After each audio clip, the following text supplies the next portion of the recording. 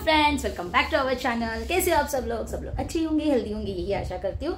और हम सभी बहुत ही ज़्यादा अच्छे हैं। और ये रही हमारी चिक्की के ऊपर आया है नारियल का पेड़। ये देखिए छोटा सा नारियल का पेड़, जल्दी ही ये ऐसे कटने वाला है। बस जब तक कटे तब तक हम उस नारियल के पेड़ को बहुत ही अच्छी तरह से पाल रहे हैं, क्योंकि इस सीजन में चिक्की के बाल हम बढ़ाते नहीं हैं। रेनी सीजन में जब भी उसके बाल वॉश करते हैं फिर वो ड्राई होने के लिए बहुत टाइम जाता है, फिर उसे सर्दी हो जाती है, फिर एक के पीछे एक बहुत सारी रीजन स्टार्ट हो जाते हैं। तो उसी के लिए हम उसके बाल कट करने वाले हैं। मे बी इस संडे हो सकता है कि उसकी हेयर की कटिंग हो जाए। हो तो चिक्की, आपको कुछ बोलना है आपके बालों के बारे में? आप बोल सकते हो। आप हमारे दर्शकों को बता सकते हो कि आप क्या फील करते हो when your hair cuts.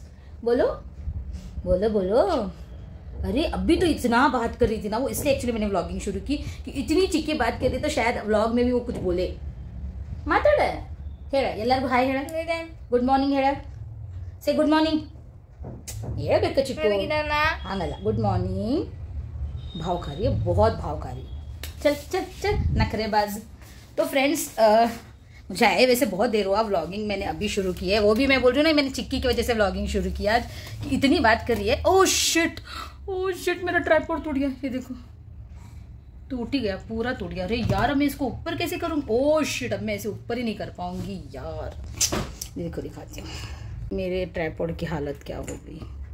Main चीज़ ही टूट गई यार। अभी मैं इसे ऊपर नीचे नहीं कर पाऊंगी, ये इसी पोजीशन में रहेगा। अभी क्या कर सकते हैं, अभी ये कट हो गया है। तो थोड़ी लाइट लगा दूँ। मैं वैसे कुछ काम कर रही थी, मैं आपको दिखाती हूँ।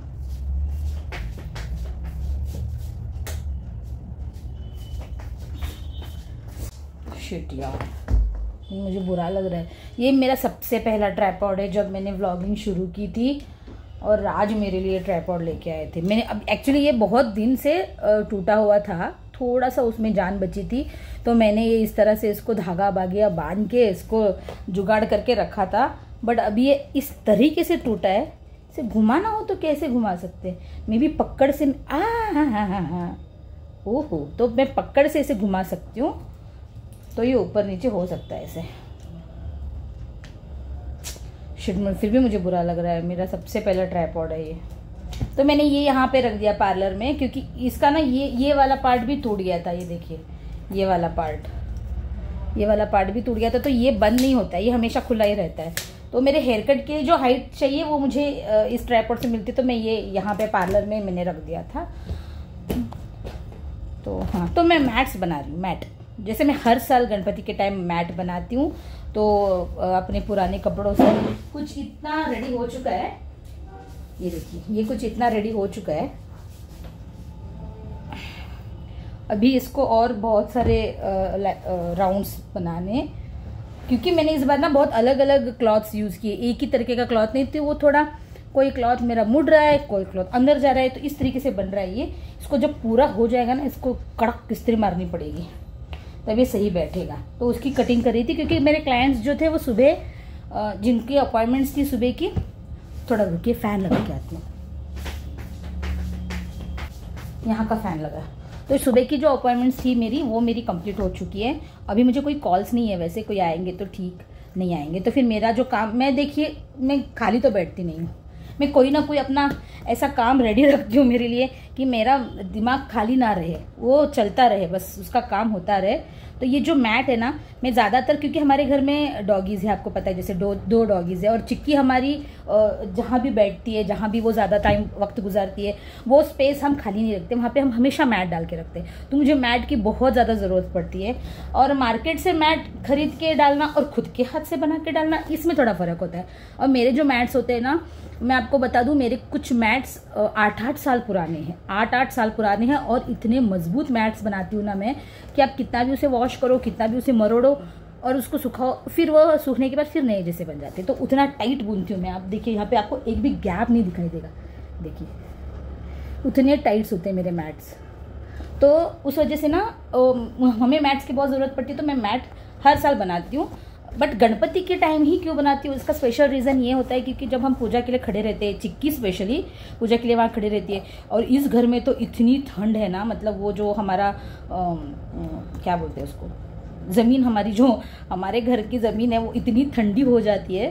तो उस वजह से पैर के नीचे रखने के लिए, क्योंकि फिर नया मैट क्या लाना करके मैं हमेशा इस तरह के मैट बनाती हूँ। तो ये काम फिलहाल मेरा चल रहा है। मैं कटिंग्स कर रही हूँ ताकि मैं इस तरह के जो धागे इससे बना पाऊँ और ये इस तरह से रेडी हो जाए तो फिर मैं बुनती हूँ। तो ये हो गया मैट। और एक मैं ना जीन्स के पैंट से एक बेडशीट बनाने वाली हूँ। तो उसका भी अभी मैंने वीडियो शूट किया है, स्टार्ट कर रही हूँ मैं वो काम खत्म होने के लिए मे भी वन मंथ लग सकता है, क्योंकि क्या सिर्फ वही एक काम नहीं होता है ना। जब मुझे मौका मिलता है, समय मिलता है, तब मैं वो काम करती हूँ। तो तेजू की बहुत दिनों से ख्वाहिश थी कि मैं, बहुत सारे जीन्स हमारे घर में रेडी, बहुत सारे जीन्स पड़े थे जो रीयूजेबल नहीं थे, मतलब किसी गरीब को आप दे दो फिर वो यूज़ करे, ऐसे भी नहीं थे। जो अच्छे कपड़े थे मेरे बच्चों के पुराने वाले, बट अच्छे कपड़े जब अब उनको नहीं आ रहे तो मैं वो वैसे कपड़े में भेज देती हूँ। मुझे एक यहाँ पे एक अनाथ आश्रम पता है जहाँ पे राज वो कपड़े दे के आते। बट ये जो कुछ जीन्स थे ना, ये बहुत ही ज़्यादा ख़राब हो चुके थे। तो मैं नहीं चाहती थी कि ऐसे कोई कपड़े में भेजूँ। मैं हमेशा ऐसे कपड़े भेजती हूँ जो पहनने लायक हो और जो अच्छे भी दिखे। मतलब बहुत गले हुए, बहुत पुराने कपड़े में अनाथ आश्रम में नहीं भेजती, मुझे अच्छा नहीं लगता। ये जो जीन्स है ना, ये बहुत पुराने जीन्स है और हर जगह से कटे हुए, कहीं कुछ हुआ है, तो वैसे भी वो पहनने लायक नहीं थे। तो उससे मैं एक चद्दर, एक्चुअली मैं बेडशीट बनाना चाहती थी। उसके बाद मैंने सोचा कि नहीं, मैं मैट ही बना दूँ, अच्छा बैठने के लिए मैट ही अच्छे दिखेंगे। बट तेजू पीछे लगी मुझे कि उसको चद्दर चाहिए, चद्दर बनानी है। तो देखेंगे अभी उसे क्या बनना है ये तो पता नहीं, उसकी प्रोसेस शुरू हो चुकी है।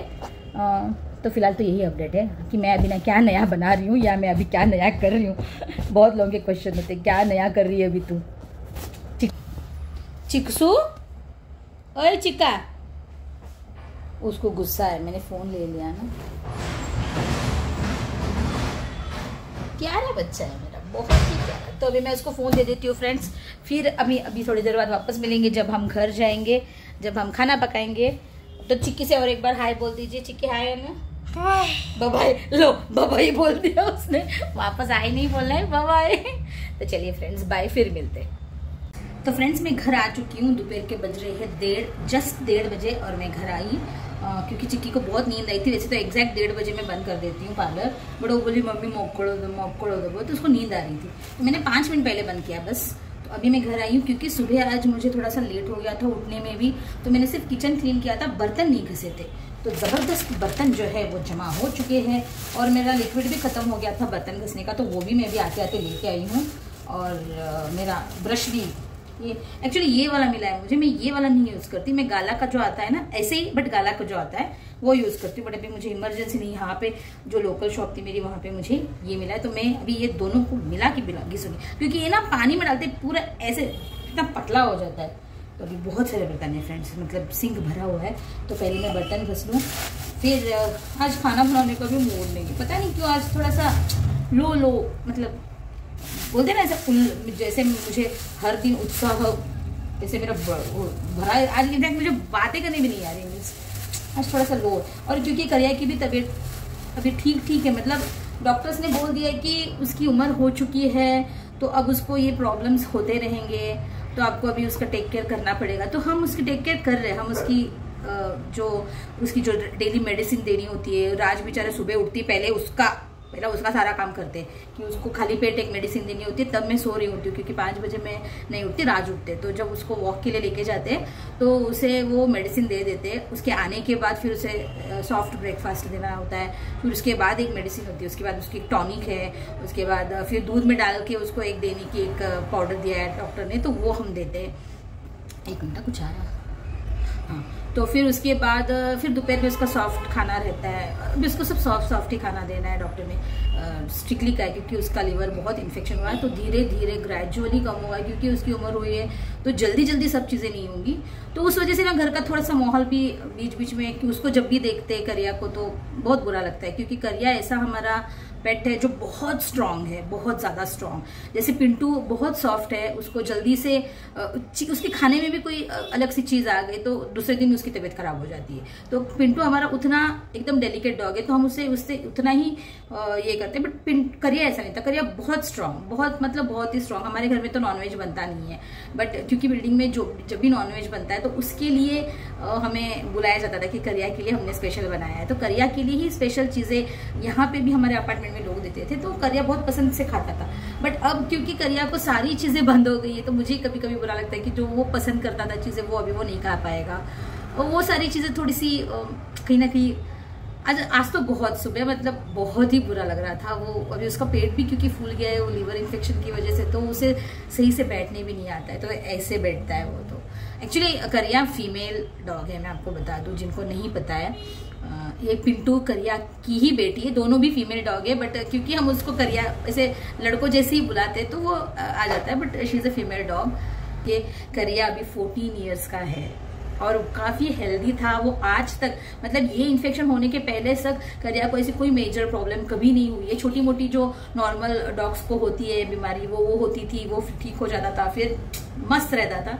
अभी वो इतना थक गया है, इतनी वो मतलब लो हो गई है ना, तो उसे बिल्कुल अच्छा नहीं लगता हमें ऐसे देखने के लिए, क्योंकि हमने करिया को कभी ऐसे देखा ही नहीं है। बस उछल कूद करते हुए, नाचते हुए, यहाँ से वहाँ भागते हुए, बस ऐसे ही देखा है। अभी नहीं, वो मतलब अपनी जगह से हिलती भी नहीं है, वो बस सोए रहती है, खाती है, थोड़ा सा खाती है, फिर छोड़ देती है, फिर सो जाती है। तो कहीं ना कहीं ये सारी चीज़ें ना मिक्स चल रही है हमारी, तो थोड़ा सा बुरा लगता है। ऑब्वियसली हमने उसे पैदा हुआ है तब से पाला है। मतलब करिया की जो माँ थी ना, वो हमारे पास बाय मिस्टेक किसी की पाली हुई डॉग थी वो, जो हमारे पास आ गई थी, तो हमने फिर उसे पाल लिया था, क्योंकि उसके ओनर ने उसे ढूंढने की कोशिश ना की, ना ही उसका ओनर उसे ढूंढते हुए आया था कभी।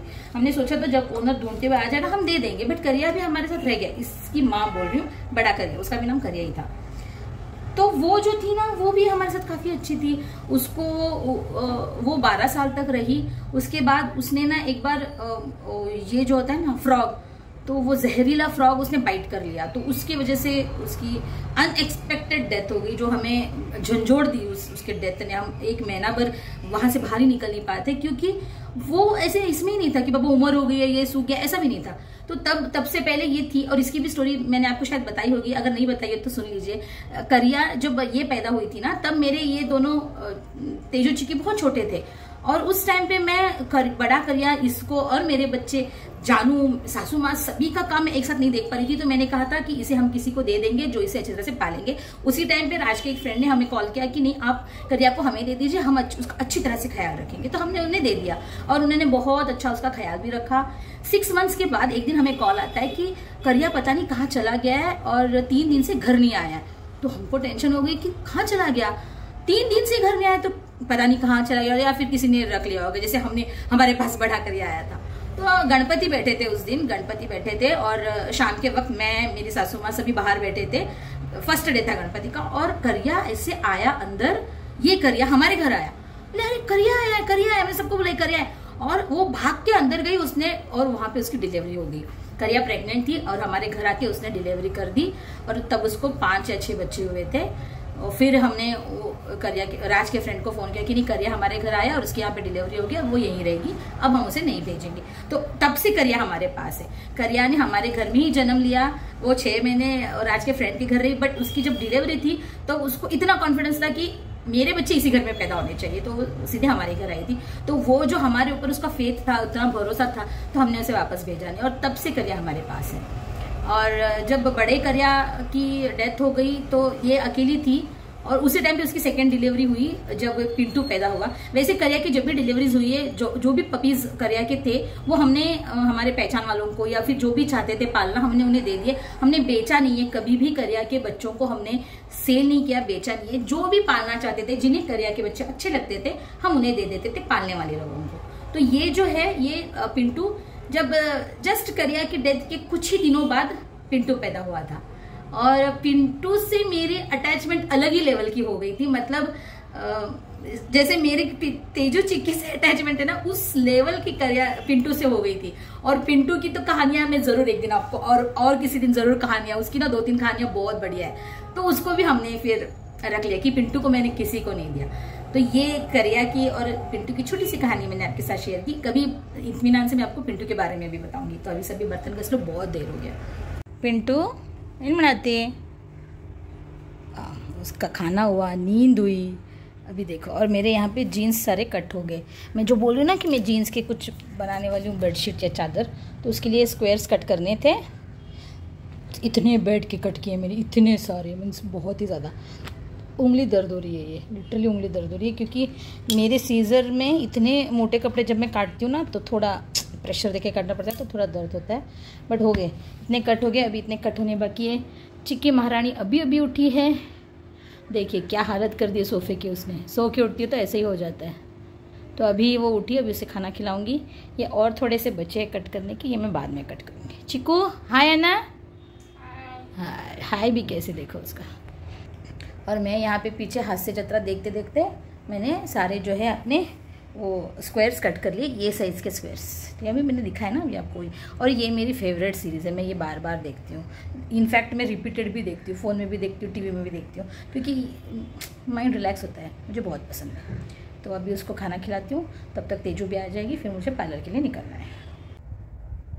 आईने में देख रही थी मैं कितने हुए हैं मुझे ग्रे हेयर्स। एक्चुअली यहाँ पे ना, यहाँ के अंदर पूरा भंडार है वाइट हेयर्स का, बहुत हुए। इनफैक्ट क्या है, मेरे फ़ोन का अपने आप ही चालू होता है, अपने आप ही बंद हो जाता है, अपने आप ही बंद हो गया।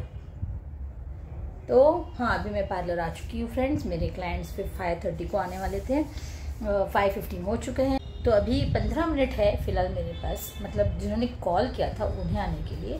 तो सोचा चलो आपसे थोड़ा सा बात कर लूँ इसलिए आ गई। तो स्क्रंचेस मेरे ऑलमोस्ट सारे बिक चुके हैं, वो देखिए।